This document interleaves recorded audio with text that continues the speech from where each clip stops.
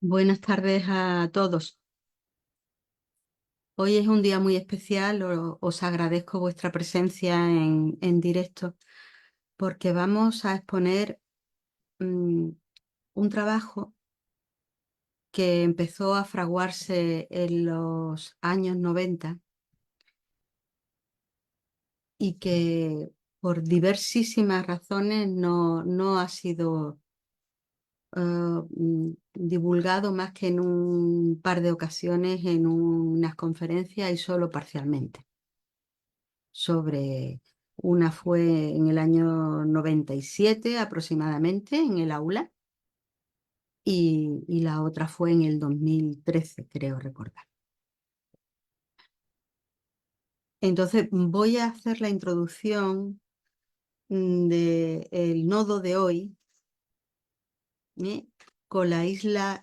La introducción va a ser especial porque es tan compleja que vamos a utilizar un PowerPoint. Entonces no me vais a ver, vais a ver pues las distintas imágenes del PowerPoint y yo iré explicando. Luego al final pues intentaré dar unos detalles puntuales más, digamos, de forma más directa por clarificar dudas. Es algo que conmueve. Hay algo que yo Perdón, es que estoy grabando. Hay algo que ha sido para mí un privilegio total, o que yo lo he considerado como un privilegio total, y es que en mi profesión siempre he visto al hermano que tenía enfrente, al paciente, ¿no? Lo he visto con un prisma y una información que yo consideraba que era especial, ¿no? Y esa información es la que yo voy a verter. Es una información que une los dos hemisferios cerebrales, porque se basa en lo concreto y habla de lo trascendente. Es una información que sorprende y despierta. Y cuando te das cuenta de lo que es en realidad el hombre y la antropoforma del hombre, hay algo que cambia en ti para siempre, sin posibilidad. Entonces, esta primera filmina yo la he elegido. ¿Por qué? Es una foto nuestra y está la esfinge de la explanada de Giza. El hombre, de alguna manera, es una efigie. Es una esfinge, es un ser compuesto, ¿no? Y detrás hay un monumento que es la pirámide de Keops. Esa pirámide de Keops, según los maestros, es una construcción atlante. Entonces,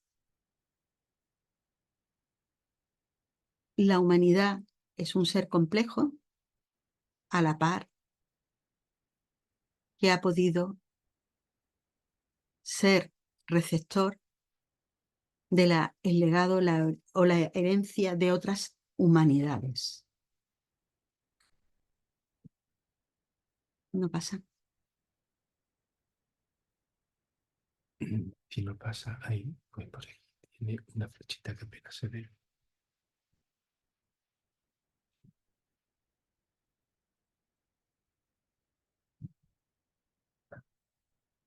No que ir dándole ahí, ¿no? Bueno, antes le he dado ahí y ahí. Entonces, la humanidad es un ser, o sea, el hombre es un ser complejo y aparte de eso, pues hay una tradición más o menos esotérica de que podemos eh, recoger el legado de otros ciclos humanos diferentes, pero también humanos que no son el nuestro. En este sentido, esto es una foto de hace ya muchísimos años del Museo de Atenas. Es lo que se llama la máquina de Antiquitera. Está fosilizada tiene la antigüedad de un fósil y sin embargo tiene un montón de piezas fosilizadas y se considera un objeto inexplicable, fuera del tiempo. Preguntándole a los maestros por ello, dijeron que nosotros tenemos la línea de avantiempo. La humanidad tiene la línea de la temporalidad del pasado hacia el futuro, pero que puede haber tiempos solapados, tiempos paralelos, multitiempos. Y a veces hay puntos de conexión y que la máquina de antiquitera bien podría ser algo de un tiempo solapado que de alguna manera conectó con nuestro tiempo. Misterio. Entonces, la humanidad, tal y cual la conocemos, no es única. Parece ser que ha habido otras humanidades, incluso hablan los maestros de que hay humanidades cósmicas. ¿Pero qué significa? ¿Qué tenemos en común? No estoy hablando de vida extraterrestre que tiene su propia línea evolutiva. Estoy hablando de seres con una conciencia similar a nosotros, hermanos más mayores o menos o menores, incluso, sobre todo más mayores, al menos con los que contactamos. Y igualmente humanos. Entonces, esa línea evolutiva, que es el ser antropomorfo, es una línea evolutiva que parece, o basándonos en esto, estaría difundida por todo el cosmos. Aunque nosotros nos consideramos solos y aislados. Voy a ver si me pasa la diapositiva. A la diapositiva, vamos, el PowerPoint. Aquí en la Tierra estamos completamente filiados. Tenemos nuestro árbol genealógico perfectamente hecho. Pertenecemos al reino animal, tenemos columna vertebral y cráneo, 4 extremidades y aquí en 4 extremidades nos dividimos en anfibios, reptiles, aves y mamíferos. Estas 4 linealidades de la vida en este planeta desarrollan una existencia en 3 dimensiones, con un espacio tridimensional. Pero nosotros somos mamíferos, ¿por qué? Porque tenemos la estancia materna, porque tenemos una temperatura constante, porque tenemos una dentadura especial. Además, no pertenecemos al grupo que se reproduce a través de huevos, sino a través de una placenta que además está dentro de la cavidad abdominal de la madre.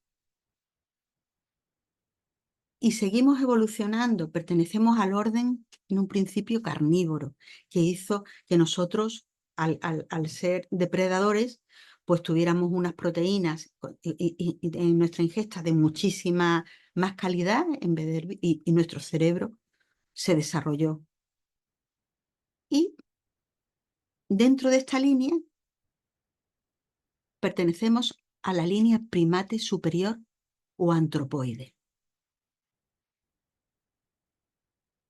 Y estoy hablando de antropoide, no de antropoforma.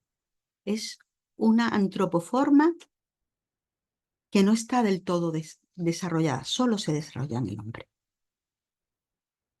Los antropos cogen una nueva línea que son los homos, que son nuestros parientes más cercanos. Son los simios y por otro, que son el chimpancé, el gorila, el orangután y el gibón, con los que tenemos unas diferencias tremendísimas. Obviamente, compartimos con ellos muy poquito. Somos muy diferentes. Ellos son antropoides y nosotros hemos desarrollado la antropoforma completamente.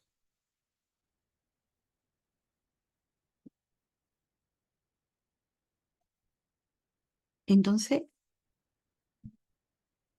digamos que los primates en este planeta, en otro planeta han podido ser los anfibios, en otro planeta han podido ser los reptiles, en otro planeta han podido ser las aves, o sea, un tetrápodo tridimensional, con existencia tridimensional, pero aquí fue la línea primate, o incluso otras que no existieran aquí, que aquí no se hubieran desarrollado, estuvieran extintas. Pero es la forma antropo la que define lo que nosotros somos. Y de eso va todo esto. Desde lo más material y cotidiano hasta lo más espiritual. Y voy a intentar explicarlo. El caldo de cultivo ya estamos viendo que fue la línea primate. Ya tienen emociones los primates. Cogí una foto que era un encanto. Es un primate de estos japoneses que se bañan en aguas termales y tiene una carita que dice mucho, ¿no? Ya empiezan a tener las caras planas, ya los primates ya empiezan, ya no son de cuatro patas, sino que las extremidades superiores ya giran y contribuyen con las manos a que las manos agarren cosas. Tienen una gestación prolongada, con mucha relación con su madre. Son seres no olfatorios, como la mayor parte de los mamíferos. Son seres visuales. ¿Por qué? Porque ya, digamos, el hocico se va desapareciendo y aparece lo que es una naricita y los labios se separan de las encías. Y eso genera una posibilidad de expresión en su cara, de expresión de emociones. Tenemos una gestación larga, los primates tienen una gestación larga, tienen pocas crías y están mucho tiempo con su madre porque aprenden muchas cosas, destrezas manuales, tienen una conducta social muy compleja, viven en comunidades con una jerarquía. ¿Y qué pasa cuando hay seres que tienen conductas sociales complejas que se suelen relacionar con un alto índice de encefalización? Eso significa que el cerebro pesa mucho en relación al cuerpo. Pues bueno, este fue nuestro caldo de cultivo del Homo. Y el chimpancé tan solo se diferencia genéticamente del hombre en un 1%. El 99% de los genes del chimpancé, nuestro pariente más cercano, solo el 1% es diferente al hombre. Compartimos el resto del genoma, el 99% es igual. Y en ese 1% hay muchísimo que hemos desarrollado el hombre y que no han desarrollado los primates, o el chimpancé en este caso.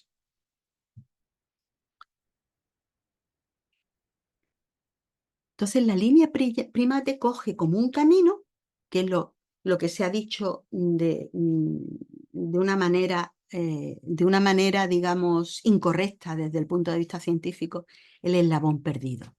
¿Por qué? Porque, ¿qué es lo que pasa ahí?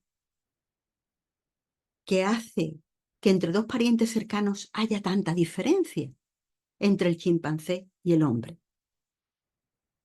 Es la antropoforma.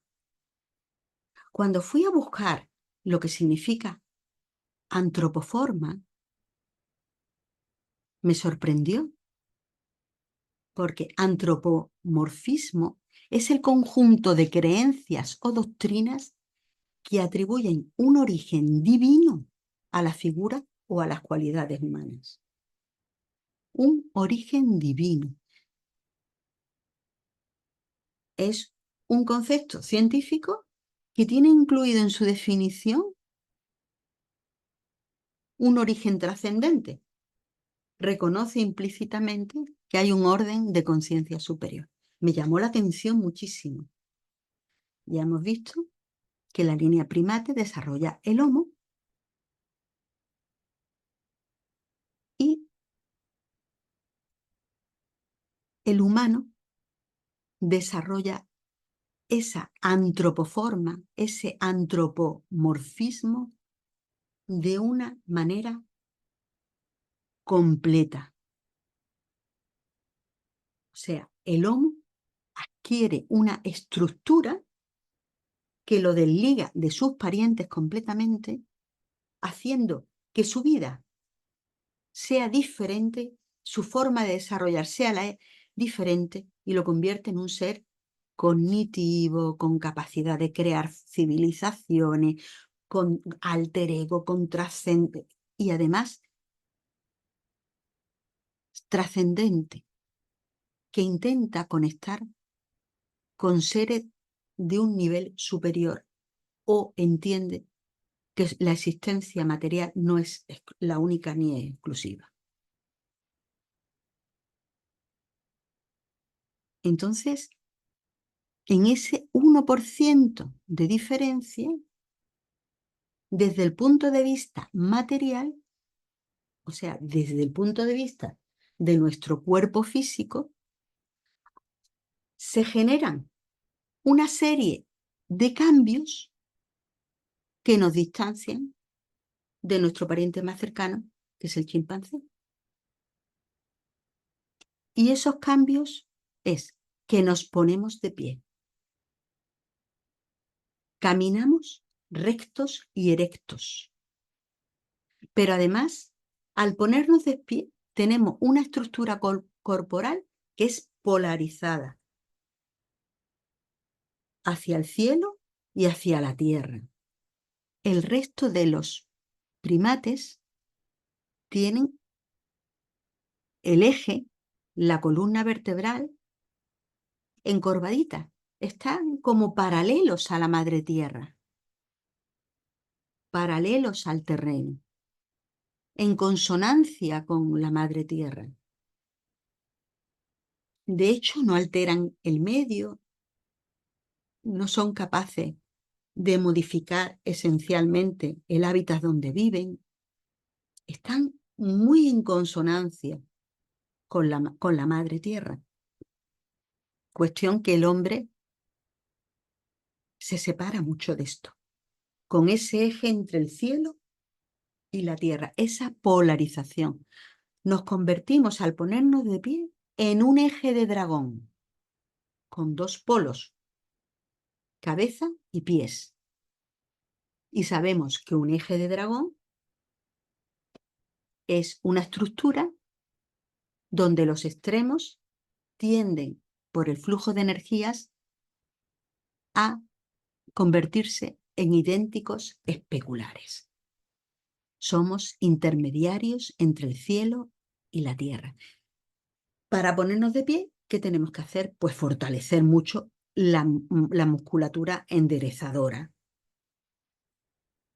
Toda la musculatura de piernas, de espalda, se hace muy fuerte para que podamos permanecer en equilibrio de pie con un centro de gravedad muy alto. El resto de los animales lo tienen muchísimo más bajo. Esto libera aún más las extremidades superiores y hace que el volumen cerebral se desarrolle muchísimo más. Y esas extremidades superiores empiezan a hacer una serie de movimientos que casi son específicos del humano. Esa destreza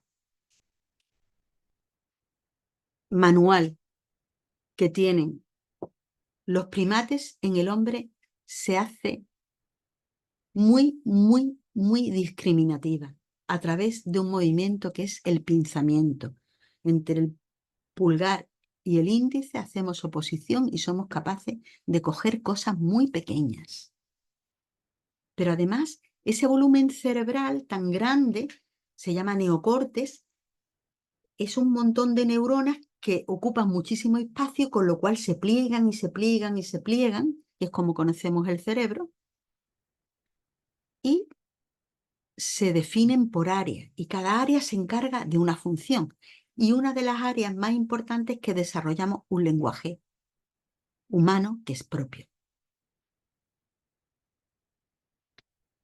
Y todavía nuestra cara plana, nuestros ojos que no están lateralizados, sino que están los dos hacia adelante con visión estereoscópica y con colores como el resto de los primates, tienen la capacidad todavía más de expresar emociones con la nariz y los labios.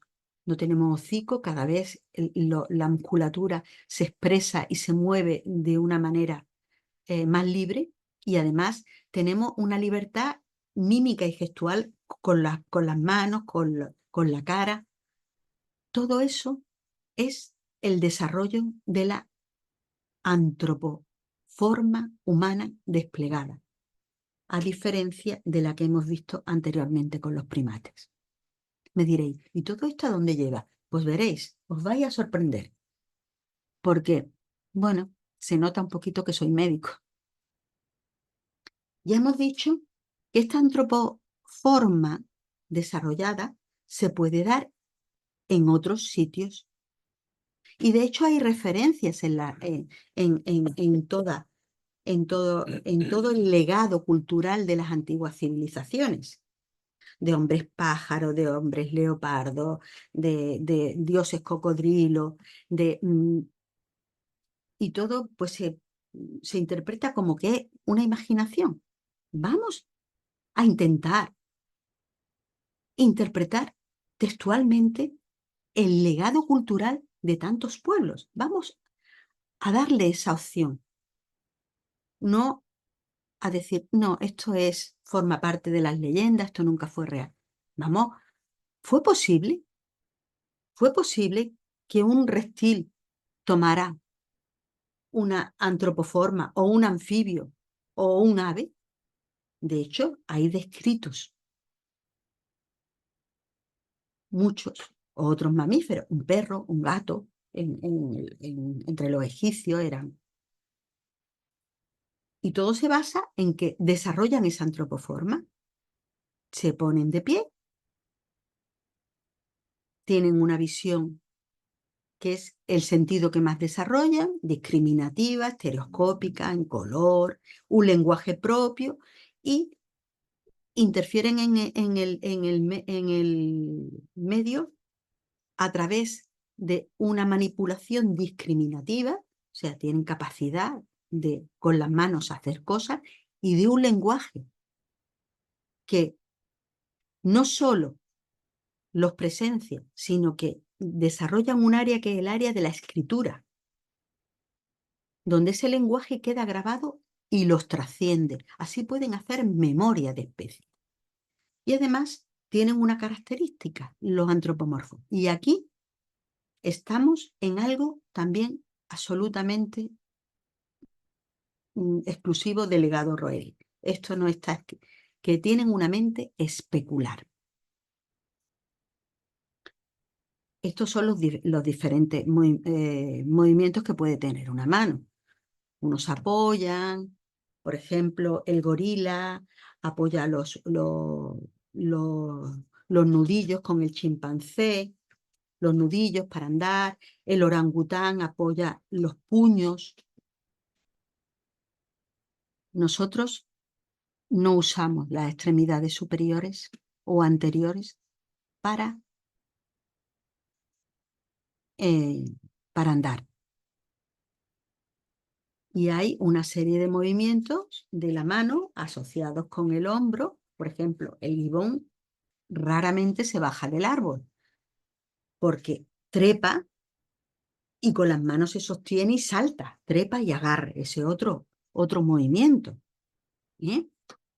Entonces, empezamos a diferenciarnos por el pinzamiento. Este es el pinzamiento. Esto hay algunos primates que ya lo hacen, cogen palillitos y los meten por agujeritos para tomar miel, pero la destreza manual del hombre no tiene parangón. Hemos visto que, como todos los primates y como todos los simios, pues hay un comportamiento social complejo y hay un desarrollo del índice de encefalización. O sea, que lo que pesa el cuerpo, el cerebro en proporción, aumenta mucho de tamaño y de peso. La proporción entre el peso del cerebro y el peso del cuerpo, pues digamos que se va equiparando. Y eso es lo que es un área cerebral llena de neuronas que se llama neocortes, que es tan extensa que nos haría la cabeza muy grande, muy grande, muy grande, con lo cual se tiene que plegar. Se tiene que plegar y además se tiene que especializar en áreas. Y aquí hay dos áreas muy importantes, que es el área de la escritura y el área del lenguaje hablado. Y los dos científicos que la descubrieron. Se llama el área de Broca, al área del lenguaje hablado, y el área de Wernicke a el área del lenguaje escrito. Escrito y hablado, pero también matemático. También somos capaces de abstraer. ¿Qué le pasa a ese angelito? Que tiene un broche que es el número áureo, es phi. En contrapartida, pues hay algunos problemas. Cuando el hombre se pone de pie, nuestra especie se pone de pie, pues digamos que nos estrechamos de forma anteroposterior. Somos más estrechitos de lado. Somos más finitos, somos más planos de lado. Y nuestra pelvis también, pues, sigue ese proceso de estrechamiento, con lo cual hemos dicho que si bien los primates tenían una gestación prolongada y tenían un par de crías, en el humano se reduce a una y es muy prolongada. ¿Por qué? Porque el canal del parto ya no es recto, el canal del parto tiene una curva, como veis, a mano derecha, a la mano izquierda, perdón, en la filmina de la derecha está la columna del hombre y la columna del chimpancé. El chimpancé tiene un canal del parto mucho más amplio en proporción a la cabeza de su cría. En el hombre se ajusta al tope. Tanto es así que los ligamentos se tienen prácticamente que hacer un esguince en muchas ocasiones para que la cabeza del bebé salga, del niño salga. Y además hay una curvatura, cosa que en el chimpancé va recto. Se dificulta mucho la reproducción. Se hace un acto casi no fisiológico. Luego, el polo material de su eje de dragón se queda limitado para desarrollar un polo mental o celestial. Y esta es la frase del Génesis que hemos oído y repetido multitud de veces. Y creó Dios al hombre a imagen suya. Estamos hechos a imagen de una conciencia que nos creó, de una conciencia muy superior. ¿Y eso qué significa? Y no lo hemos preguntado. ¿Y por qué somos? ¿Por qué? Esto es lo que se va a intentar concretizar aquí. Todavía no hemos llegado a la parte interesante, ¿eh?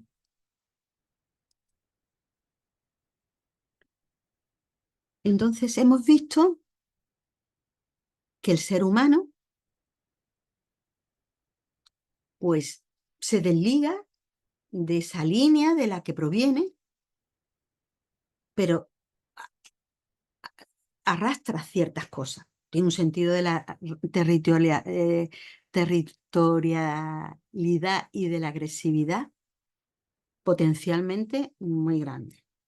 Ha habido muchos conflictos por territorio y lo sigue habiendo.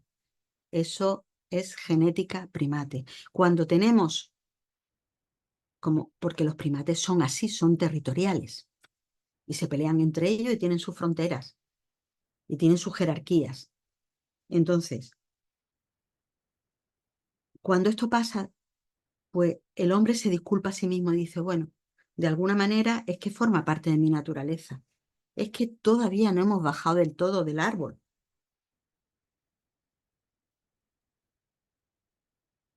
No, es el momento de bajar del árbol. Y lo que se va a dar y lo que se está dando en esta charla y lo que empieza a darse, porque ahora empieza lo bueno, os va a convencer de que esas diferencias están ya establecidas.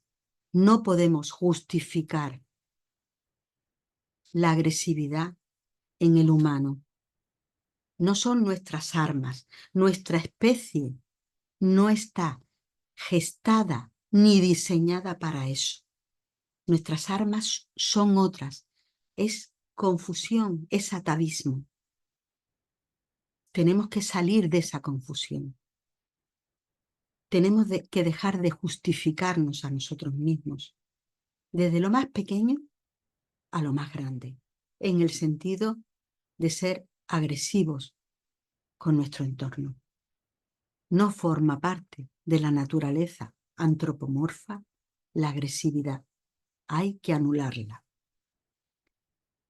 Pero por otro lado, la antropoforma desarrollada pues nos hace gestadores de civilizaciones y además esas civilizaciones ya empiezan a tener una regulación con leyes y principios éticos y morales que en un principio eran como los del Código de Hammurabi, que algunos pueblos lo siguen manteniendo, el ojo por ojo y el diente por diente, y que también hay que trascenderlos.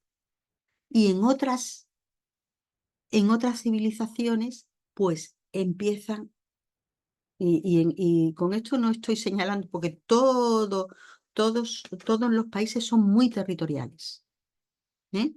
Muy territoriales. Entonces tenemos que ser más ciudadanos del mundo. Y además se desarrolla un alter ego. ¿Y qué es alter ego? Que trasciende mucho el sentido de la supervivencia. ¿Por qué? Porque los principios éticos y morales, por ejemplo, del Código de Hammurabi, atendían mucho a valores de equidad y de supervivencia. Ojo por ojo, diente por diente, hay que sobrevivir, la compasión, no.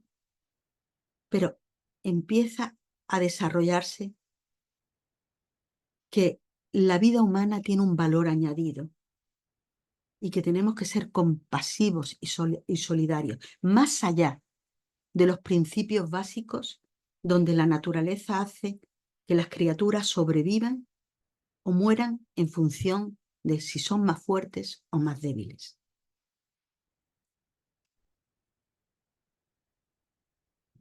Bueno, ¿dónde está la clave? Estamos hablando de de la antropoforma como la clave del eslabón perdido, desde el punto de vista material. O sea, nosotros nos desligamos de nuestra línea en un 1% de diferencia de genes y hacemos unos cambios estructurales en nuestro cuerpo que son grandísimos, que implican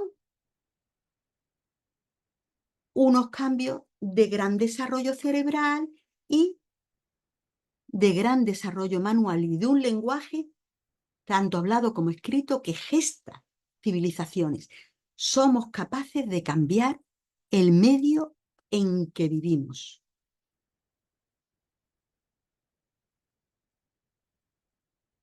Pero aún hay más, porque hay una serie de valores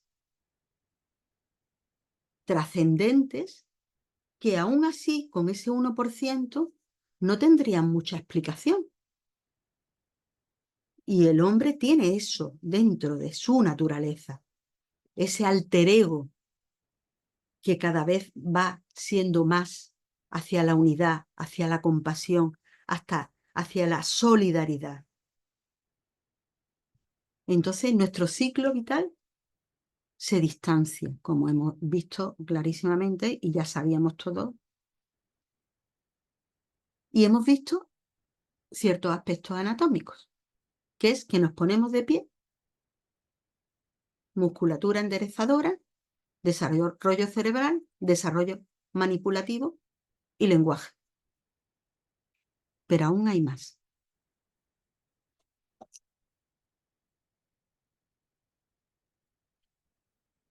Hemos dicho que la antropoforma tiene una característica que también es propia del legado Roeri, ¿no?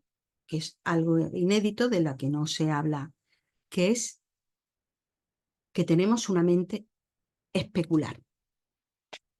Entonces, aquí hay una hipótesis de gestación de la creación del universo. El espíritu se condensa en materia y energía, la energía se organiza y cuando la energía se organiza, forma la mente, esa mente tiene unas leyes, de ellas vamos a destacar el principio vibracional como niveles o escalones de esas formas y leyes, y la materia también se empieza a organizar bajo un criterio que se llama forma-función. Esto es muy importante y es también específico del legado Roeri. Todo lo que os estoy dando es un trabajo de años y es inédito. Y es único, no lo vais a ver en ningún lado. Forma-función. Una forma determina la función que va a establecerse. Por ejemplo, un puente es la unión de una forma entre dos puntos que separan y al unirse se hace un puente. Eso sería una forma-función. Un vaso es un recipiente que tiene una oquedad para poderlo rellenar. Eso sería forma-función. Entonces, ¿cómo se gesta desde lo espiritual en una interfase condensativa de ese propio espíritu que es la manifestación en energía y materia que desarrolla formas, funciones específicas? Pues se hace a través de la matemática, del número y de la geometría. Entonces, vamos a ver el número desde dos perspectivas. El número tiene un aspecto que es mensurable, se refiere a la cantidad, y el número tiene un aspecto que es cualitativo. ¿Eh? Entonces, por ejemplo, el número 1, desde el punto de vista de la cantidad, es la unidad, es un elemento, pero desde el punto de vista de la cualidad, implica lo que es único, lo que no tiene separación, lo que tiene integridad. El número 2, desde el punto de vista de la cantidad, pues son dos unidades. Pero desde el punto de vista de la cualidad, pues puede ser la pareja, lo contrapuesto, lo complementario, lo especular, la polaridad. A la cantidad se suma una información que es cualitativa, abstracta, pero además el número 2 con respecto a la forma función, pues si dos puntos lo unimos por una recta, pues podemos generar un puente o podemos generar una ruta o una carretera. El número 3, exactamente igual. Son 3 elementos desde el punto de vista cuantitativo, desde el punto de vista cualitativo, hay otra información. Hay una información encubierta, que puede ser la trinidad, el tercer elemento neutro, la polaridad que se neutraliza. Desde el punto de vista geométrico, el triángulo.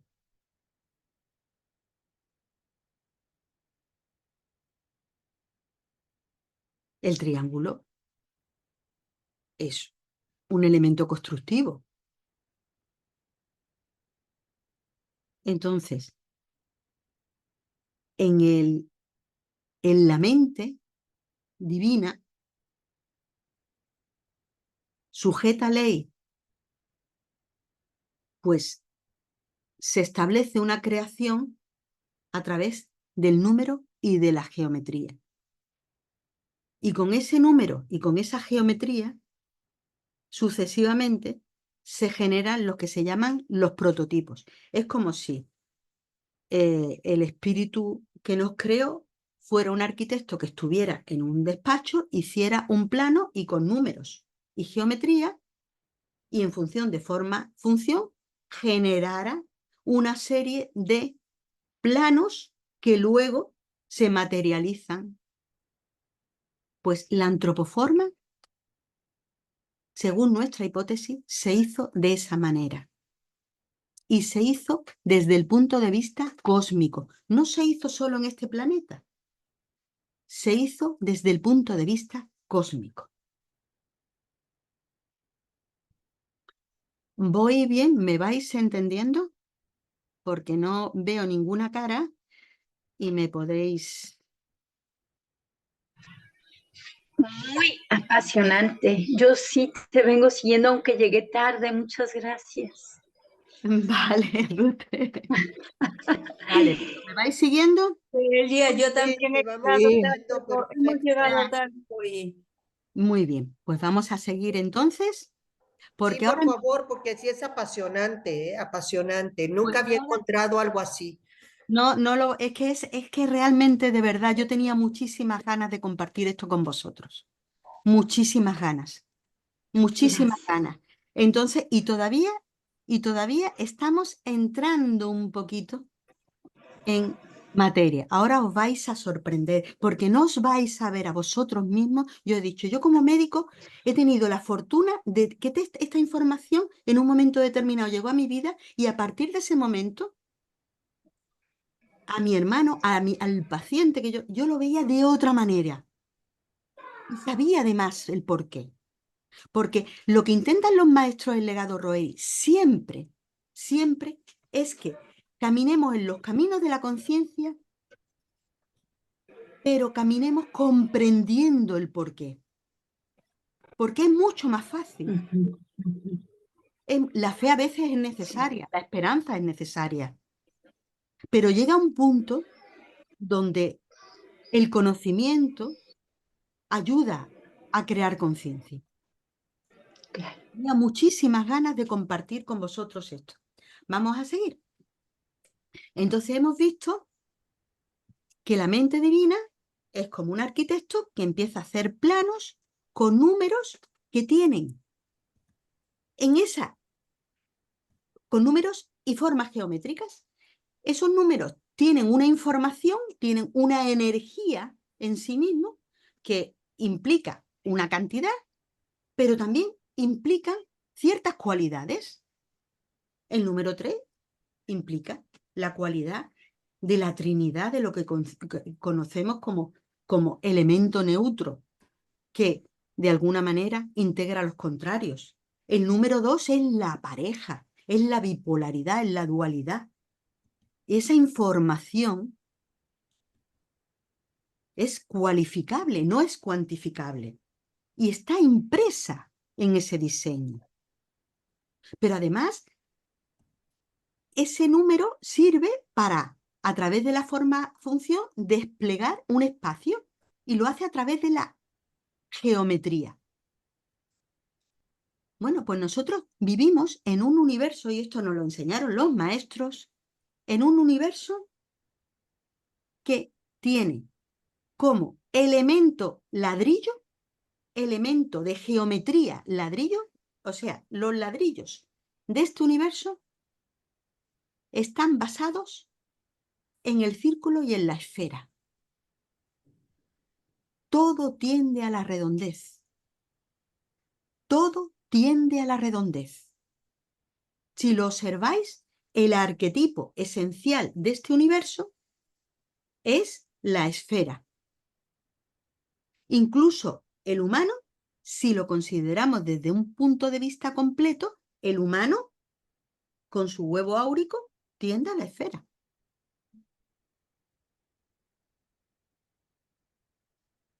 Los planetas, los átomos, las partículas, las gotas de agua tienden a la redondez. Pero esa redondez evoluciona. ¿Y cómo evoluciona? Evoluciona a través de la espiral. O sea, círculo, esfera y espiral, cuando gira, sellan el diseño arquetípico del universo. Pero la mente de Dios, además, es una mente matemática y geométrica muy elegante. Porque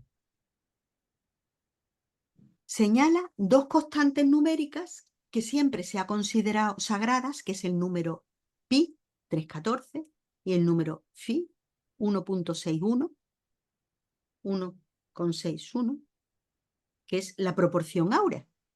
Pues bueno, para diseñar el círculo y la esfera es necesario el número pi, porque es la que da la proporcionalidad, tanto del radio como de la circunferencia, como del volumen. El número pi está incluido en la esfera. Y para diseñar la espiral, la que vemos en los caracoles, pues el número áureo está en la proporcionalidad de esa espiral. Si tú la quieres agrandar, utilizas el número phi como proporción. Pero tanto pi como phi tendrán su contenido mensurable como su contenido cualificable. Y son elementos que en sí mismos hacen que subyaza una armonía en el universo, una armonía en las esferas de los átomos girando, o las esferas planetarias, o los soles, o las espirales de los chakras. Entonces, la antropoforma es un prototipo o un diseño de una forma de conciencia que tiene potencialmente las capacidades de desarrollar una serie de cosas que van, como hemos dicho en muchas ocasiones, desde un coche de baja gama, pero si se desarrollan, pues es un coche de muy alta gama. Y dijimos en la charla anterior, ¿dónde está la antropoforma llevada a su límite de perfección en este planeta? Pues, entre otras cosas, en los avatares. Y nos referimos a Jesús de Nazaret, un ser antropomorfo que pisó no hace mucho este planeta y que manifestó una transfiguración, una iluminación, lo que conocemos como iluminación. Entonces, ese prototipo antropomorfo tiene la capacidad, como hemos evolucionado del simio, que era un antropoide, a nosotros, a los humanos que somos antropomorfos, en ese 1% material de genoma, pues hay otro salto, otra especie de eslabón, de eslabón perdido que esta vez es cualificable, no es cuantificable. Hemos hablado. El 1% del genoma desarrolla todo esto. Y es como cambia el cuerpo físico. Pero hay más. El humano es trascendente. Y esa trascendencia implica que hay una serie de informaciones cualificables que le dan un valor energético y trascendente. Algo que no vemos, que no está especificado necesariamente en nuestros sentidos y que no percibimos en el cuerpo físico. ¿Me entendéis?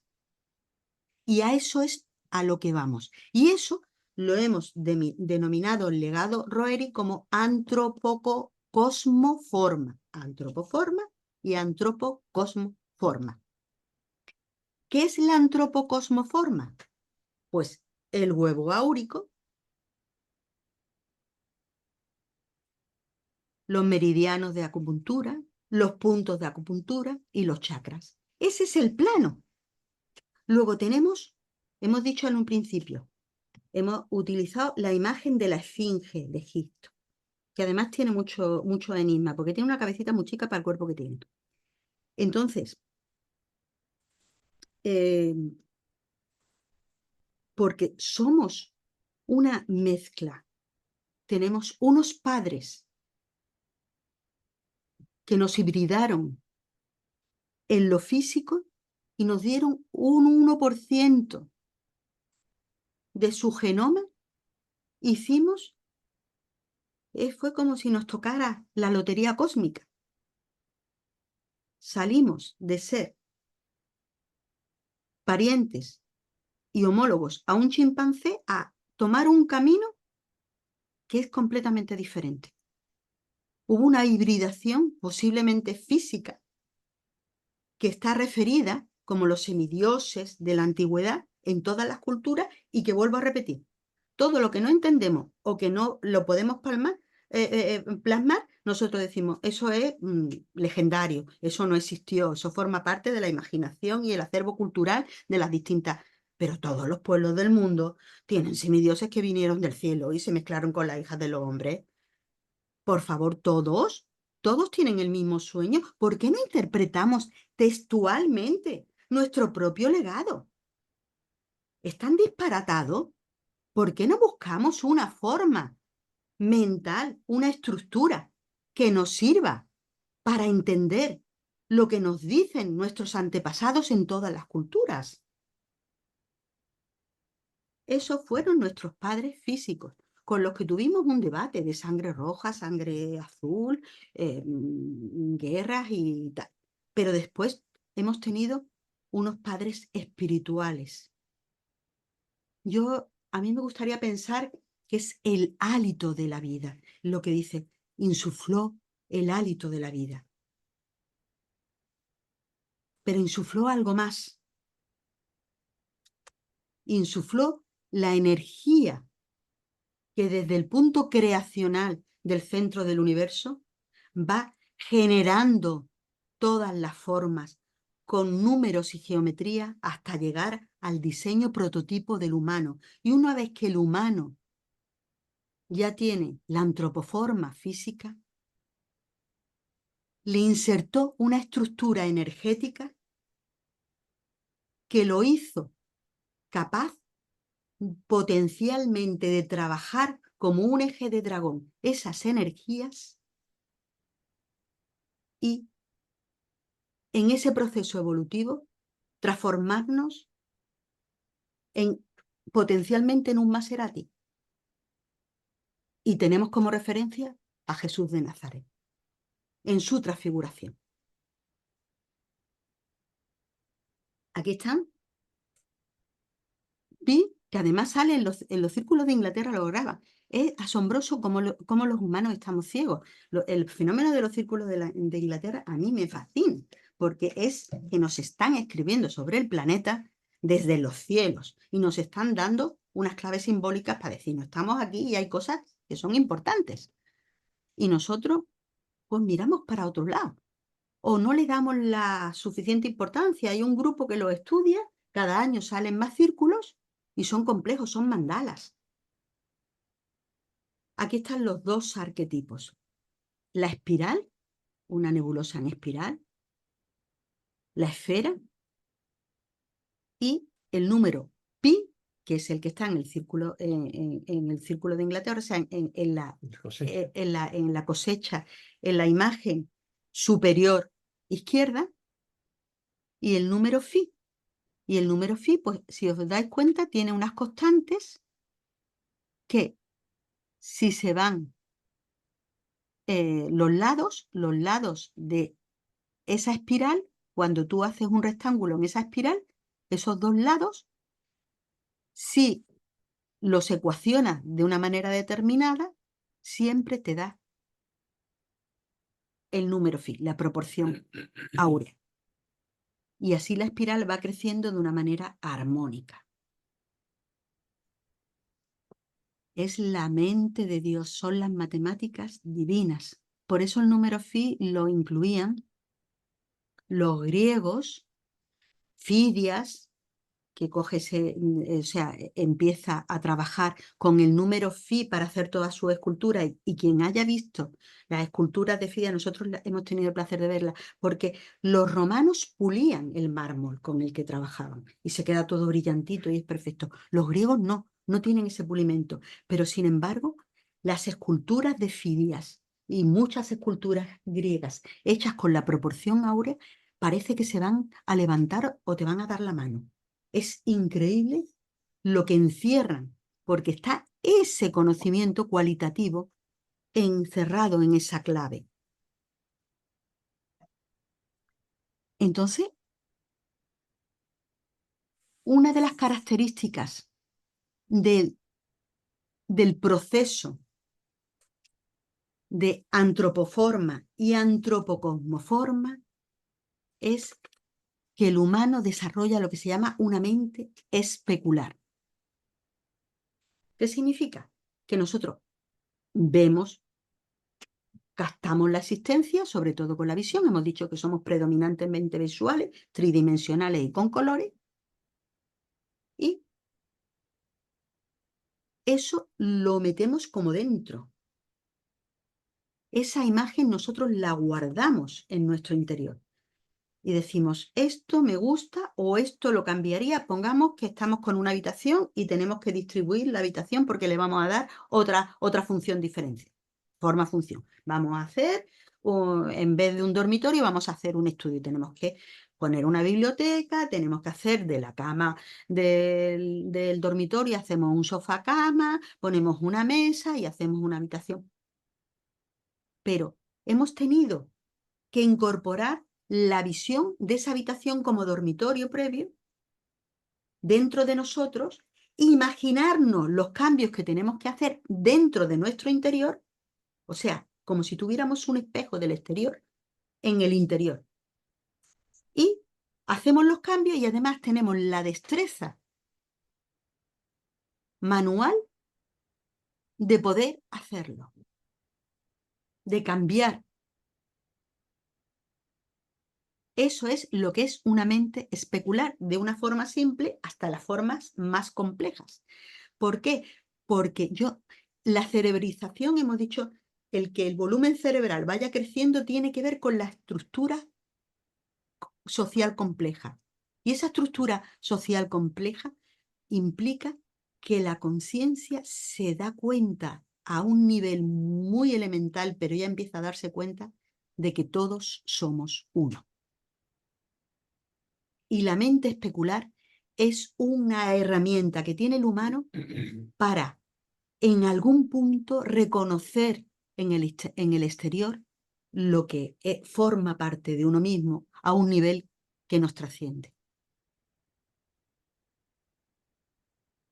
Y esa mente especular es la que es el germen y la semilla de esa mente divina. Por eso nosotros podemos trabajar también con el número áureo, como lo hizo Fidias. Entonces, Pues somos seres duales con un polo arriba, un polo abajo, reflejamos los espacios existenciales y lo incorporamos al exterior, los remodelamos y los cambiamos. Y así hemos hecho la civilización. Pero hay algo más. Algo más. Esto es el escudo de David Bohr, que es un padre de la cuántica, que es el fenómeno de la autoconciencia, la concepción de la divinidad, la conciencia de la muerte, pero sobre todo la conciencia de la unidad a través de esa mente especular. La mano divina que unifica la polaridad del sol y la luna. Esto es del techo de una capilla de Chartres. La mano es la araña con los hilos, la mano que hace las redes del sistema circulatorio sanguíneo, donde las energías se van concretizando y el espíritu se va condensando, haciendo todas las formas manifestativas como he intentado explicar.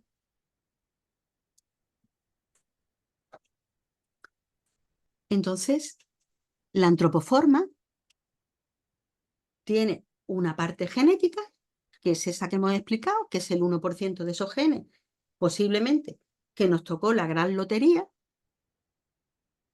Y hay otros padres que nos dieron el hálito de la energía, el hálito de la conciencia. Dicen algunas líneas esotéricas que Sirio dio la mente al hombre. A mí me gustaría creer que es así, pero da igual. ¿Y cómo lo hace? Hemos hablado de la geometría. Lo hace a través de que la antropoforma despliega un eje de dragón con la cabeza, que es el polo celestial, y los pies, que es el polo telúrico, que en realidad tiene que tener una analogía, porque son idénticos especulares. Se diferencia un polo del otro simplemente por la vibración. ¿Os acordáis que las leyes del equivalión? La vibración. Pues se diferencia un polo del otro por la vibración. Y hay dos ejes de simetría. Uno vertical, otro horizontal. Esto es nuevo. Nada de esto está en ningún sitio. Y lo compartimos con toda la ilusión. Esto fue lo que a mí me cambió. Un eje oculto que es horizontal y una geometría sagrada que define la antropoforma, que es que nuestro arquetipo, la postura que tiene que tener el humano para que las energías fluyan, no es más que la postura que todos los hombres espirituales a través de todos los tiempos han cogido, que es la postura de alzar los brazos al cielo, de clamar al cielo, y transformando en una estrella de 5 puntas. Entonces, las energías fluyen completamente entre el cielo y la tierra. Esa fue esa estrella de 5 puntas, esa antropoforma con los brazos abiertos hacia el cielo y las piernas algo separadas, fue como la geometría que eligió el arquitecto, el arquitecto creativo, la conciencia superior que nos diseñó en su plano.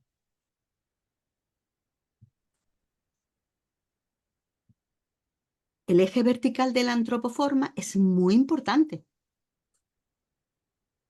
Es muy importante. Es un eje de simetría que divide el cuerpo en dos, izquierda y derecha. Entonces, espérate, aquí Aurora Ayala Aquí te preguntarán. levantó la mano. vamos a contestar a la pregunta. Hola a todos, ¿cómo están? Es un gusto saludarlos. Sí, justamente lo de la estrella me llamó mucho la atención porque realmente yo sé que debajo de nuestras axilas están unas antenas que nos conectan con toda la creación. Igual en el eje, en donde está, perdón, el chakra muladhara, el chakra raíz. Justamente también si nosotros abrimos las piernas, ese nos va a conectar, como bien dices, pues hacia la tierra, ¿no? Hacia un campo, hacia el campo magnético. Y cuando abrimos las manos hacia el cielo, en esa posición de estrella, vamos a estar también abriendo estos canales y estos campos que tenemos en las axilas también. Además, digamos que de nuestros chakras, ¿no? Que ya sabemos que son campos nadis de energía que están rotando. Pero sí me llamó la atención la posición de la estrella, eso yo lo he visto mucho. Gracias. Sí, vamos, de hecho, la posición de la estrella de 5 puntas es porque ya está contemplada desde hace 4.000 años de antigüedad o 3.000 años de antigüedad por la medicina tradicional china. La medicina tradicional china define el arquetipo humano como una estrella de 5 puntas. Y eso es, digamos, el basamento fundamentado histórico más fuerte que tenemos en este planeta. Me parece muy bien que haya ya líneas, porque a esto vamos, a descubrir pequeñas cosas que van sumándose a esa realidad, que es nuestra realidad. Y es que al desplegar se abran ciertas cavidades energéticas en la asila o en el muladhara que de alguna manera conectan. Entonces, me parece muy interesante el comentario, me parece muy interesante. Pero la base de eso, realmente la tiene todo el continente asiático a través de la medicina tradicional china cuando coja la estrella de 5 puntas. Ahora mismo estoy con el eje vertical. Entonces, ese eje vertical lo tiene casi todos los tetrápodos, o casi todos los seres. Casi todos los seres tienen un eje más o menos, un eje de simetría intermedio, que en el humano se hace vertical, porque en el resto no es vertical, porque ninguno camina como el humano entre el cielo y la tierra. Y esa es la importancia. Ese eje es aprovechado por ese hálito divino para insuflar y conectar ciertas energías entre el cielo y la tierra y hacer acumuladores intermedios, que es la línea de chakras que nosotros utilizamos en los anclajes. ¿Vale? Entonces, divide el cuerpo en 2 mitades análogos en forma-función. Una mano es análoga en su forma-función a la otra. Y además, otra cosa es que por eso tenemos 5 dedos en las manos y 5 dedos en los pies, porque es un número que forma parte de nuestro arquetipo y se expresa ahí. ¿Vale? Entonces, el eje vertical hace que nosotros desarrollemos esa antropoforma de ponernos de pie, refuerzo de la musculatura enderezadora, cerebrización, manipulación, visión frontal, todo ese tipo de cosas. Y eso, escuchamos audición estereoscópica, desplazamiento tridimensional, es muy evidente. Pero hay otro eje, que ese no ha sido evidenciado, que ese es el que comparto con vosotros. Es nuestro eje de dragón vibracional, que es el eje horizontal, que nos divide en un hemicuerpo hacia arriba un polo superior y un polo inferior. Y aquí es donde empieza lo bueno. Aquí es donde empieza lo bueno. ¿Por qué existe ese eje? ¿Se puede demostrar que ese eje existe? ¿Se puede demostrar que el arquitecto, cuando estaba en su despacho diseñando el plano del prototipo humano, con los brazos levantados hacia arriba, en situación de clamar al cielo, en situación no sé, de sacerdote, de chamán, de ser trascendente? ¿Se puede demostrar que ese eje existía? Pues en eso estamos. Sí, dejó pistas. Del mismo modo que ha dejado pistas porque tenemos 5 dedos en la mano y 5 dedos en los pies, de que nuestro prototipo tiene como su postura perfecta la estrella de 5 puntas, pues ha dejado una serie de claves en la anatomía que demuestran que esos polos forman parte de una entidad que es dual y que tiene un polo superior o mental, donde trabaja las energías y el pensamiento y la mente y la imaginación y la conexión y los proyectos, y un polo inferior donde se mantiene en este mundo, se desplaza, se alimenta, se reproduce en la materia. Pero es un eje de dragón. Los dos polares son idénticos especulares. Y vamos a seguir. El polo inferior recoge en el abdomen la digestión y la asimilación de los alimentos. Y en la pelvis los genitales, con lo cual se reproduce. O sea, nos alimentamos nosotros a través de nuestro aparato digestivo, pues vamos alimentándonos y vamos creciendo, creciendo, creciendo y desarrollándonos y renovándonos y reestructurando nuestra materia de una manera tremenda, porque nuestras células se recambian a unas velocidades impresionantes. Y en la pelvis tenemos la capacidad de reproducirnos como especie a nivel material. Pero en el polo superior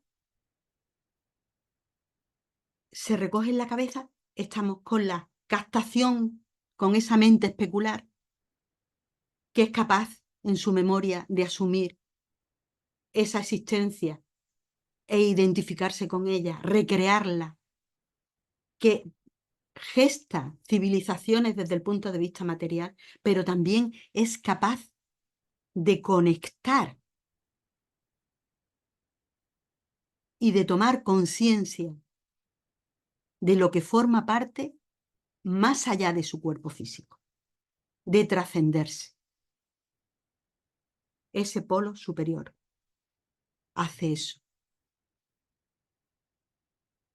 Ese plano que fue un hálito definido por el eje de simetría superior y el eje de simetría horizontal, esas claves que el arquitecto dejó en el plano de esa mesa cuando nos hizo como una estrella de 5 puntas, esa figura es de Cayetano Arroyo. Muchos lo conocéis. Es uno de sus dibujos. Y aquí la conexión, la raíz hacia abajo con el mundo animal, con la materia, y hacia arriba con la madre. ¿Qué es la madre? La naturaleza. Es la manifestación. Es el hálito de la vida. Al antropomorfo, que antes fue homo, y que se pone del todo de pie con su eje, se le imprimen una serie de geometrías y de ejes que tienen aspectos cuantitativos y aspectos cualitativos, en los que se basa, como se basa el número phi, el desarrollo de ciertos potenciales que hacen que nosotros, partiendo de un coche de alta gama, de baja gama, podamos ser un vehículo de altísima gama. Y vuelvo a repetir la transfiguración del monte Tabor de Jesús de Nazaret. En medio está el Toras, es como una interfase. Hemos dicho que el tiempo de los maestros no es el tiempo de los relojes, que vosotros en América vivís un tiempo diferente al que nosotros vivimos. Incluso nosotros parece que tenemos unas horas que cambiamos de año antes que en América. Luego el tiempo... Entonces, el tiempo de los maestros son los ciclos, por eso nos reunimos con los ciclos lunares cuando podemos. Esta vez no ha podido ser. Ha habido elementos mayores que nos han hecho demorar esta cita una semana. Y entonces, pues en el tórax tenemos el ritmo respiratorio donde nos alimentamos de esa energía pránica, pero además por ciclos. Es como una especie de segundero cósmico donde nos conecta con lo aéreo, con el flujo sanguíneo, con nuestra interioridad, ¿no?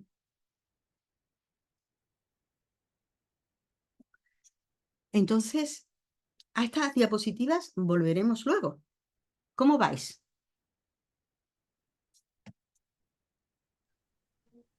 Bien, gracias. ¿Vais bien? Muy bien, muy bien. Bien, bien. Interesante. Muy bien, sí, sí. Con la Muchas piel gracias. chinita, con la piel chinita. Esto está entrando en cada poro de mi piel. Claro, es que cambia, Liliana, cambia, cambia. Es que lo que somos es algo por despertar y es fantástico. Y solo nos esperan esas cosas. Solo nos esperan esas cosas. Muchas gracias. A ti. Querida Celia, Sí, a ver, ahorita que nos estabas hablando de este otro eje, el horizontal, el vertical y el horizontal, pues también nosotros tenemos, por decir así, 5 puntas, 5 dedos en las manos, en los pies, pero también los brazos extendidos es una punta, son 2 puntas, los pies son 2 y la cabeza.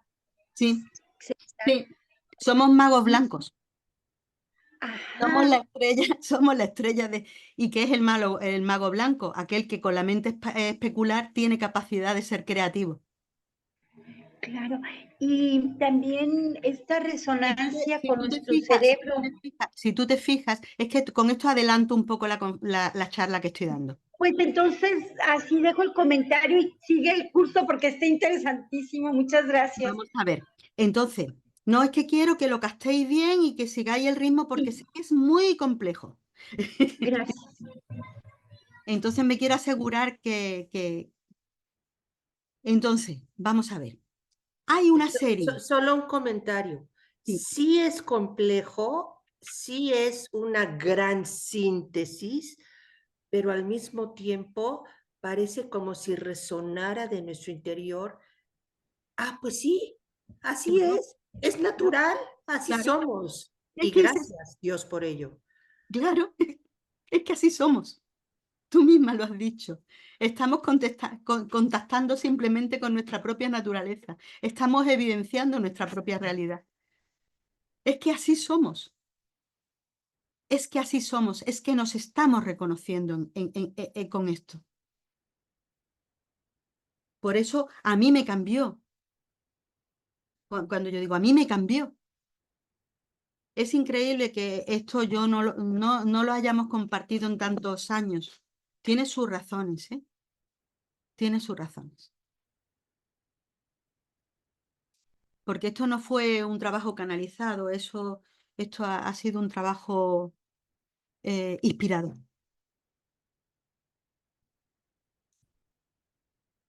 Quiero decir que no forma parte de las canalizaciones. Esto es un trabajo inspirado.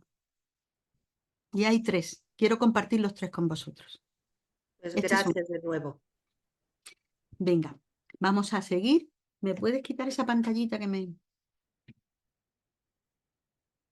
Bueno, pues deja pistas. Entonces, Volveremos a eso. Y esas pistas, ese arquitecto, ese diseñador, nos deja pistas para que nosotros lleguemos a este punto, por ejemplo, en el día de hoy, y veamos que tuvo su idea. Y que tuvo su idea elegantemente no evidenciada. Porque hay una analogía entre la parte, el polo superior y el polo inferior. Hay una analogía. Son idénticos especulares. Uno se encarga de la energía, de lo mental, y otro se encarga de la materia, de lo físico. Pero deja claves. Mira, en el año, me parece, 99, un señor que se llamaba Gerson, de una universidad que se llama Columbia, que está, creo que en Nueva York, habló de que los neurotransmisores, las sustancias químicas que se encargan de que se mueva la tripa, son las mismas que hacen que se encargan de que funcione el cerebro. Entonces, se habla del cerebro entérico. Pero esto va más allá. Esto va más allá.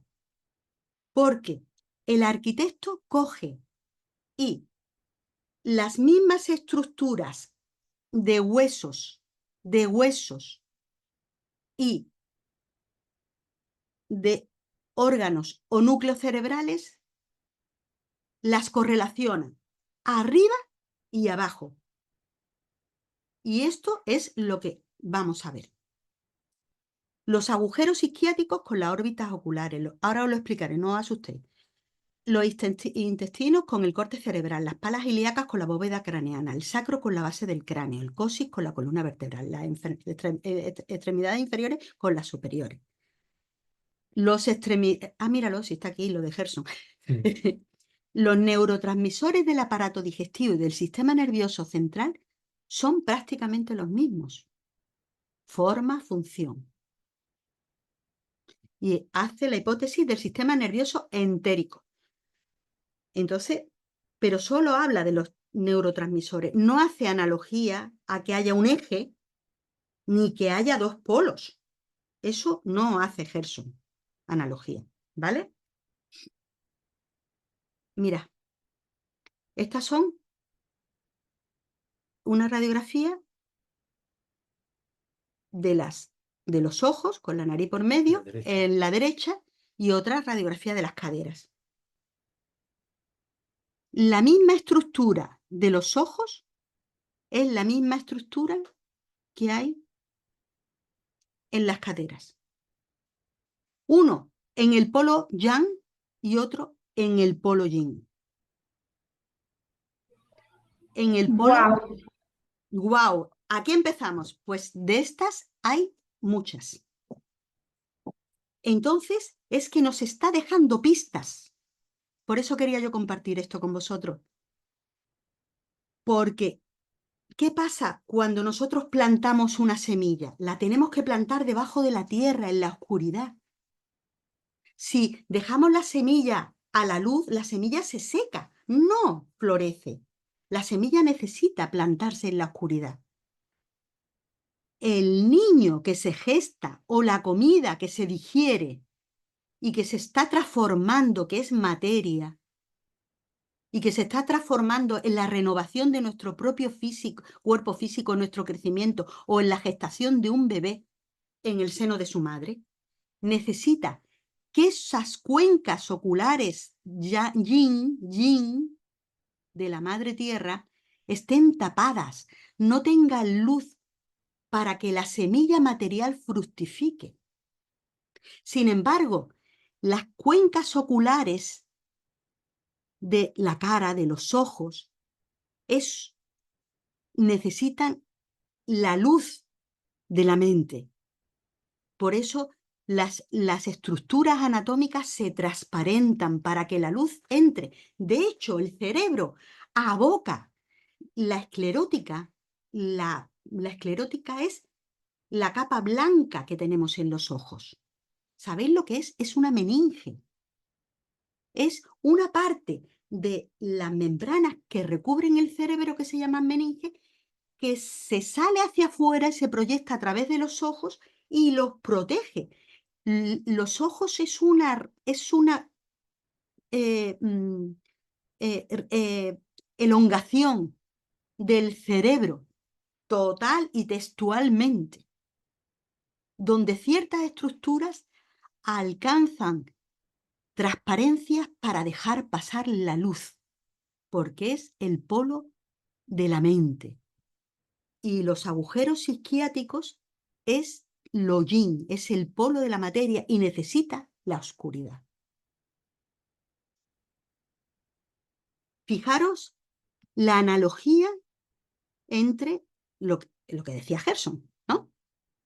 Entre el tubo digestivo y el cerebro, todo replegado para que quepa, donde se procesa una serie de cosas que vienen del medio externo. En el cerebro captamos la existencia, hemos dicho que tenemos una mente especular.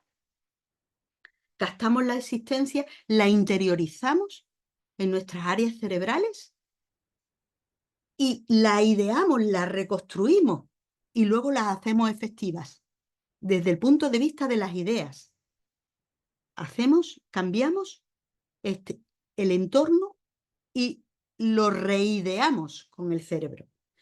En las tripitas tomamos la materia a través de los alimentos, los transformamos, los interiorizamos y los hacemos pues moléculas que renuevan nuestra sangre o moléculas que renuevan nuestro hígado o moléculas que nos hacen crecer o que alimentan nuestros músculos.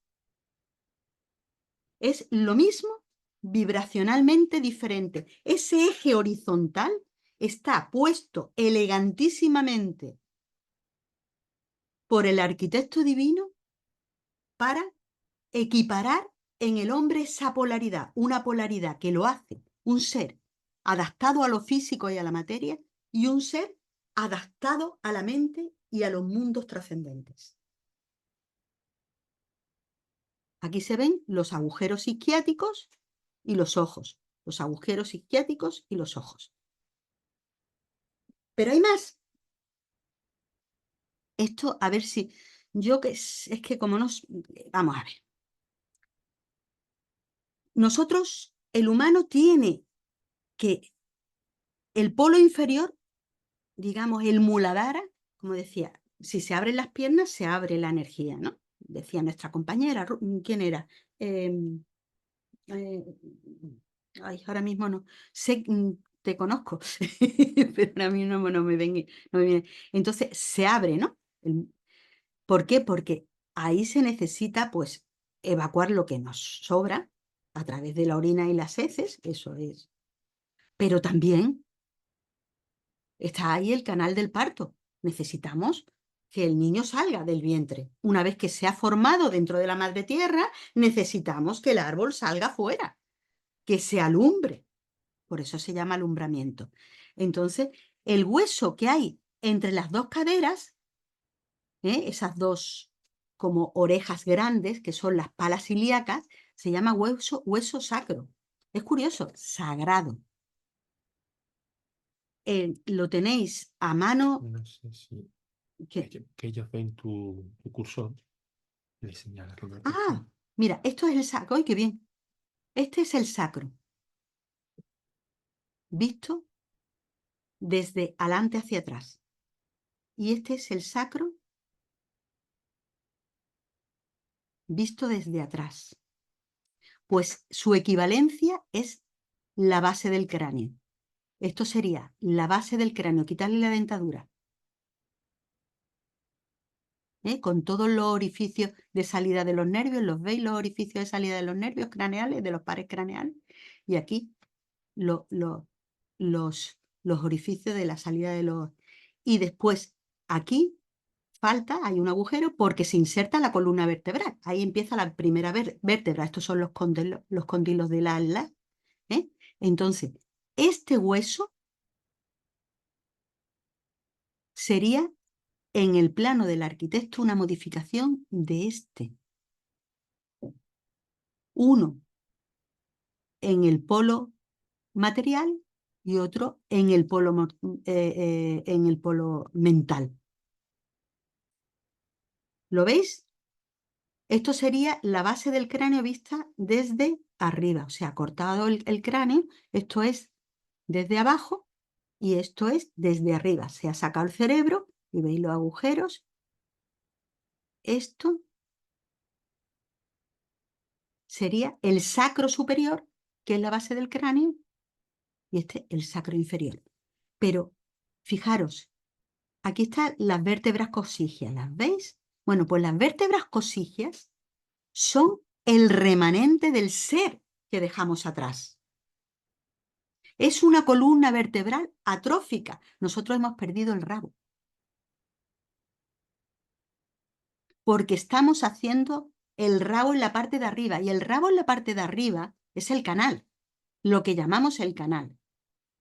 En nuestra evolución, el arquitecto hace que la antropocosmoforma tenga la capacidad de dejar niveles de conciencia inferiores representados por, espérate, a ver si, por estas vértebras cosigias que se hacen un remanente atrófico y hacer que la parte superior de la cabeza tenga su chakra corona y que se abra, que todavía está cerrado. ¿Lo veis?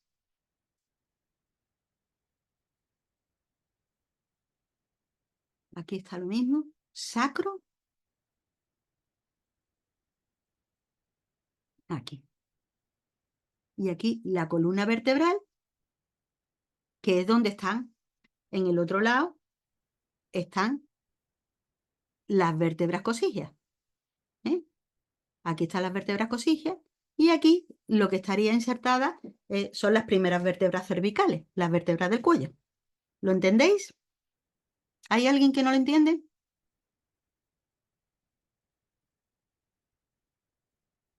¿Lo entendéis? Sí, sí, sí. Sí, sí se entiende, perfecta, es muy gráfico. Sí, sí, Vale. Sí, gracias. O sea, se es que entiende ha cogido perfectamente. una serie de elementos que son análogos en forma-función en el eje de dragón y en la osamenta nos ha dejado las claves, una para el control del mundo de las energías y de la mente y otro para el control de la materia.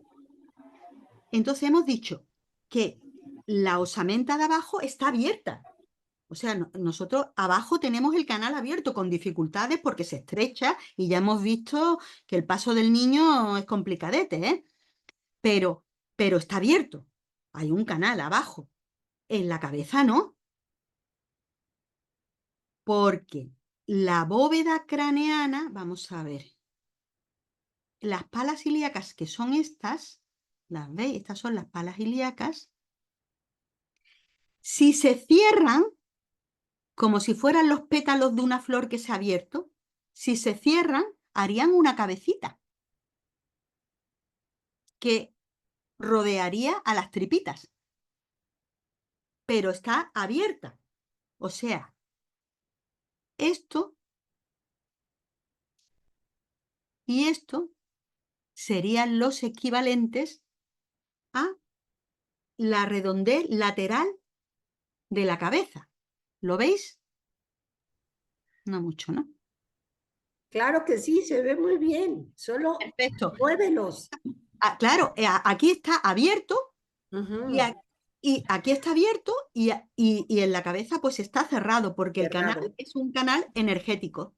Entonces Ujú. trascendemos desde el coxis, tenemos nuestra columna que es nuestro estado actual y a través de la cabeza, digamos que el cráneo y la cadera son los mismos huesos, solo que en el espacio, en forma-función, pues se han girado y han hecho otras cosas. Pero hay una equivalencia entre la cadera y el cráneo, entre la imagen de la izquierda y la imagen de la derecha. Es lo mismo en analogía. ¿Veis? Aquí, que es una radiografía, está cerrado. Y aquí, pues está abierto. Aquí, aquí está cerrado y aquí está abierto. Aquí contiene el cerebro y aquí contiene las tripitas. hay una analogía entre el polo superior y el polo inferior del humano. Los dos digieren. Y son dos idénticos especulares. Aquí tenemos el sacro con la columna vertebral. Aquí el sacro coge la columna vertebral y se une a la cabeza. ¿Vale?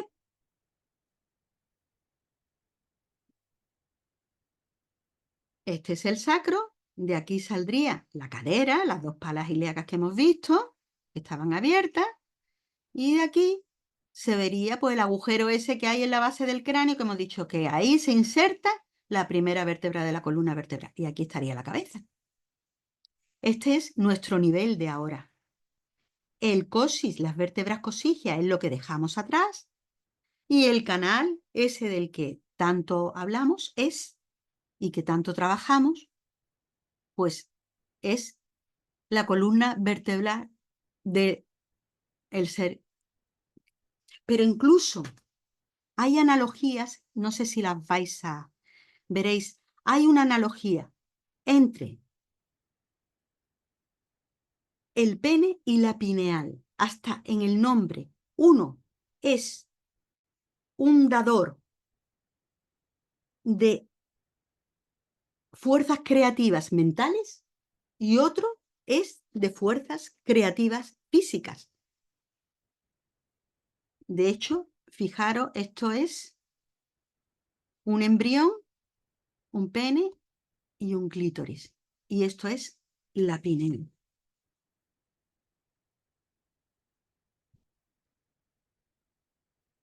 Y entre la hipófisis,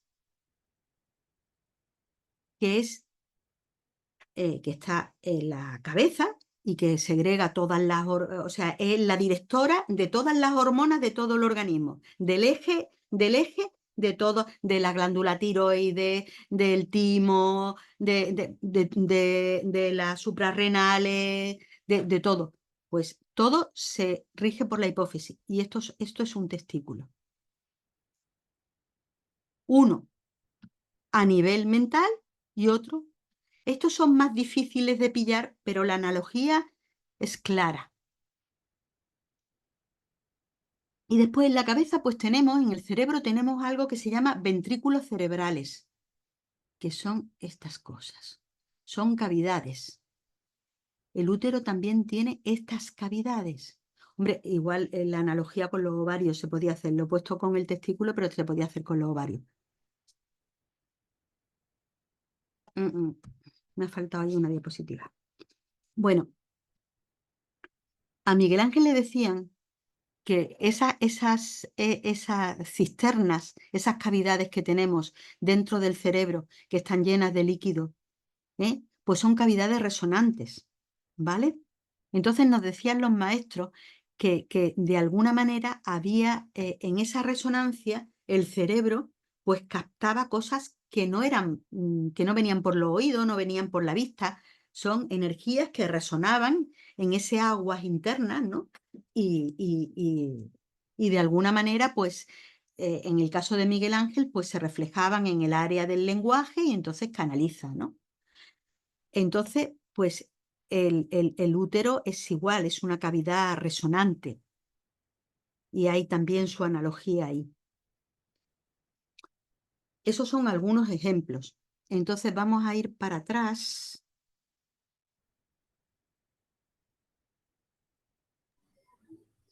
Querida Celia, me gustaría compartir algo. Dime, claro que Por sí. favor. Gracias. Bueno, esto también que antes se pensaba que había solamente neuronas en el cerebro, neuronas, y ahora ya está completamente aceptado, comprobado que hay neuronas en el aparato digestivo. Sí, no, y en el corazón. Y en el corazón, claro. Exacto. Claro. Y entonces también como es arriba es abajo, ¿no? Exactamente. Y las neuronas era como lo máximo para entender la vida, procesar. Ujú. Sí, es que mira, yo he cogido cosas aquí, pero no he querido cargaros mucho con cosas. Entonces, hay las neuronas del aparato digestivo y las del corazón son unos sistemas nerviosos que están a lo largo de todos los plexos de Meyne, de Auerbach, a lo largo de todo el tubo digestivo, ¿eh? Sí. Entonces, segregan un montón de hormonas y tienen los mismos neurotransmisores que los transmisores cerebrales. Aquí yo he recogido aquí los 10 neurotransmisores más diferentes, las hormonas del bienestar que se fabrican. De hecho, por ejemplo, la serotonina, que es la hormona, no es una hormona, el neurotransmisor cerebral que genera que estemos guay, que estemos felices, la antidepresiva, ¿no? Pues esa se fabrica en el 90% en el tubo digestivo. Lo fabrica la tripa y se va al cerebro.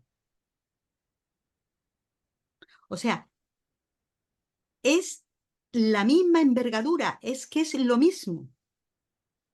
Toda la tripa está llena de neuronas que están fabricando hormonas y neurotransmisores que si queréis esto lo podemos ampliar en otro, pero ya es que es muy técnico, un poco aburrido, con muchos nombres. Pero es lo mismo. Y de eso es de lo que habla Gerson en 1999, que lo llama el sistema nervioso entérico. Es un trabajo científico. Entonces, hay unas hormonas entéricas que son la gastrina, el glucagón, la insulina, la mutilina, el polipéptido pancreático, la secretina, un montón, y neurotransmisores como la acetilcolina, que es común en la tripa como en el cerebro, la norepinefrina y epinefrina, la dopamina, la GABA, el glutamato, la serotonina, la histamina, son neurotransmisores comunes entre el sistema nervioso entérico y el cerebro. Pero además con la alevosía de que, por ejemplo, la serotonina en un 90% la fabrica solo la tripa y viaja al cerebro. Ruth había levantado también la mano y quería preguntar. A ver, Ruth, ¿qué querías? No, esto ya Era, lo comenté muchas veces. Sí. Una pregunta, ¿a qué altura es esta división? ¿En el cuarto chakra? ¿Dónde sería esta? pues esa división iría por debajo de la cúpula del diafragma.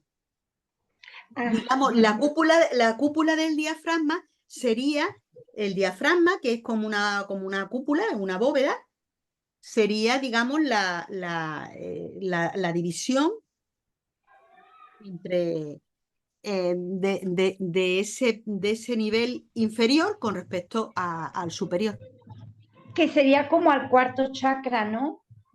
Sí, pero hay una fase intermedia que es la fase donde está el corazón con el sistema nervioso del corazón, que es autónomo, y donde están los pulmones, ¿vale? Ah, no, sí. Entonces sería el tercero. Ujú. ¿Vale? Bueno, gracias.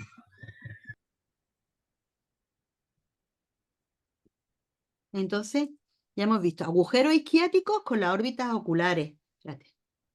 Agujeros isquiáticos con las órbitas oculares, los intestinos con el cerebro, las palas ilíacas con la bóveda craneana, el sacro con la base del cráneo, el coxis con la columna vertebral o con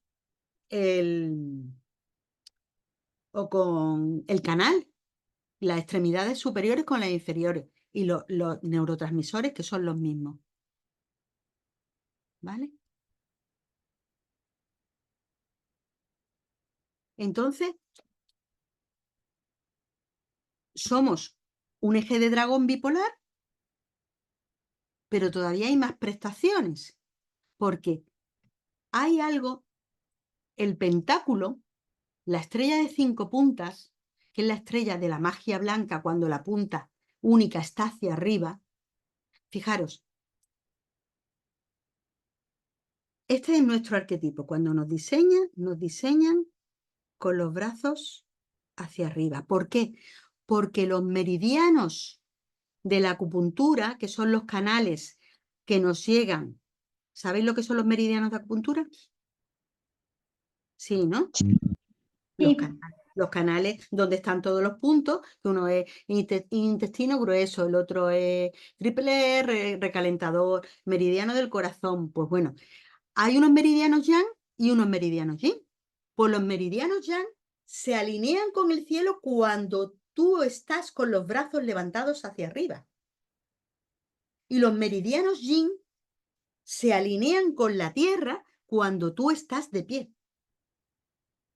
O sea, la acupuntura te va marcando en los meridianos y en el sentido de la energía cuál es la postura idónea para que esas energías circulen. ¿Vale? Pero además, el pentáculo, la estrella de 5 puntas, tiene en su base el número phi para constituirse. Lo que pasa que es que está muy al principio, la diapositiva está muy al principio, y si vuelvo para atrás va a ser mucho.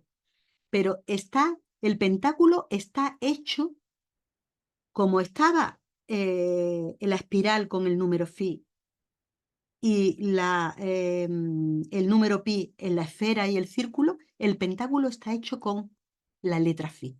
O sea, nosotros estamos sellados con el principio del número áureo.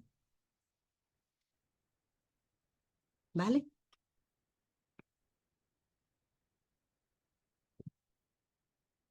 Aquí están los dos hálitos de nuestros padres energéticos, que una vez hecha la antropoforma física con ese 1% de diferencia que nos pone de pie y hace todo este tipo de cosas, pues empiezan a activar todos los canales de los chakras en ese eje y todos los meridianos. Cuando los meridianos, ya os he dicho que los meridianos yin están en su fluir cuando estamos de pie conectados con la tierra, y los meridianos yang están conectados con el cielo cuando levantamos las manos hacia. Esa es, digamos, la otra paternidad. Tenemos dos padres, los padres trascendentes, que están relacionados con los maestros y con los sistemas superiores. Entonces, esto es lo que tenemos que desarrollar cada vez más. Este es nuestro camino. Nuestro camino no es bajarnos del árbol o entender que somos una especie territorial o agresiva. Nuestro camino es mirar hacia el cosmos en unidad.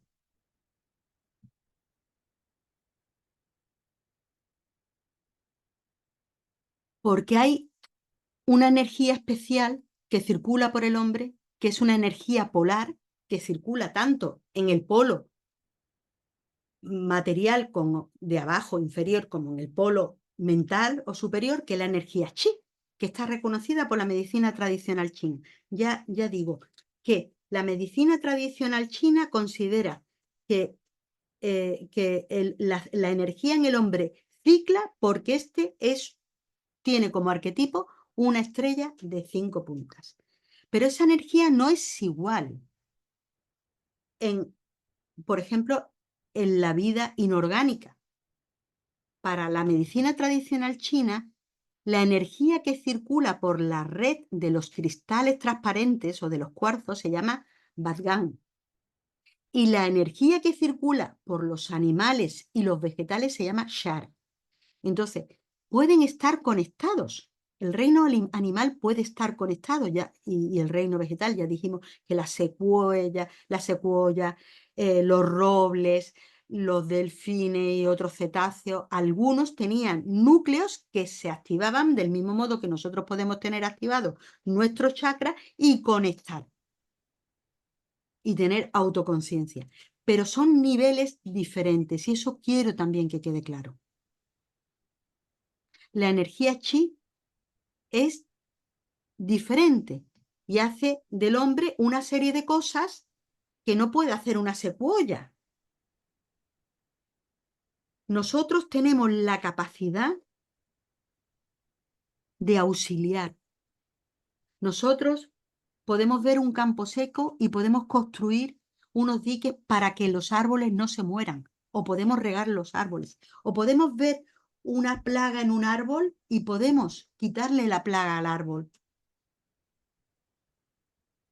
Estamos desarrollando una serie de potenciales en la materia que hacen que podamos ser una especie auxiliadora. Y esa es el cometido, posiblemente, de ese arquitecto que nos diseñó con esa antropocosmoforma.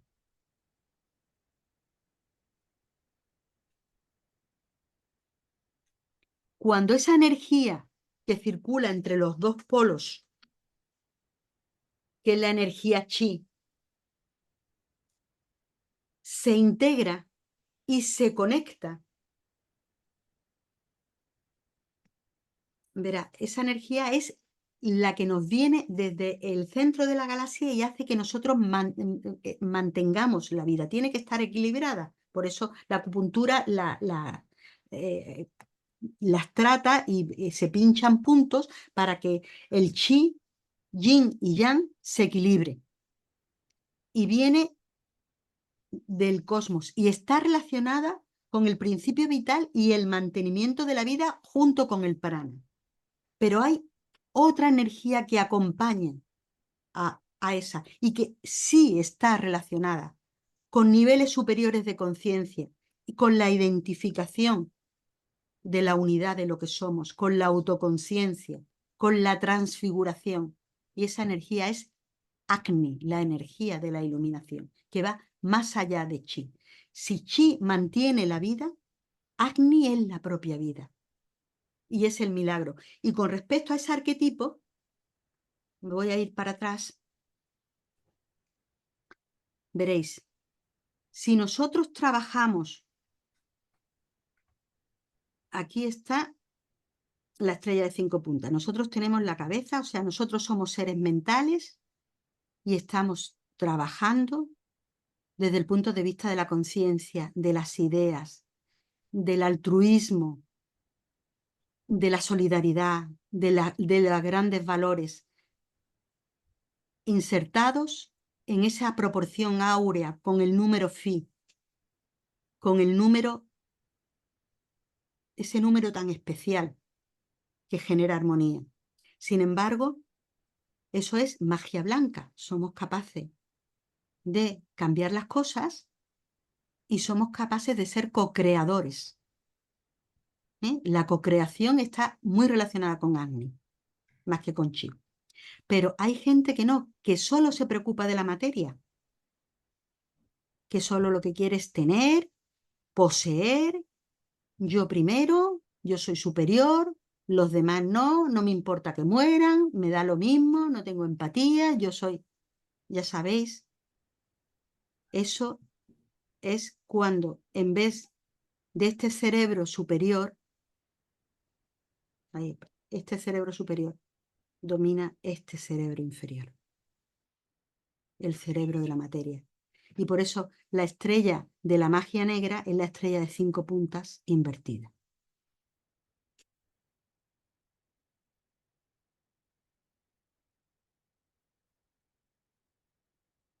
Entonces, claro, de resultas de estas dos paternidades, una energética y otra paternidad física, a través de los semidioses que nos visitaron en la antigüedad, que para los chinos venían de la Osa Mayor, para los mayas venían de las Pléyades, para los egipcios venían de Orión. Vamos a pensar que textualmente eso fue así. ¿Por qué no interpretamos la textualidad de nuestro legado?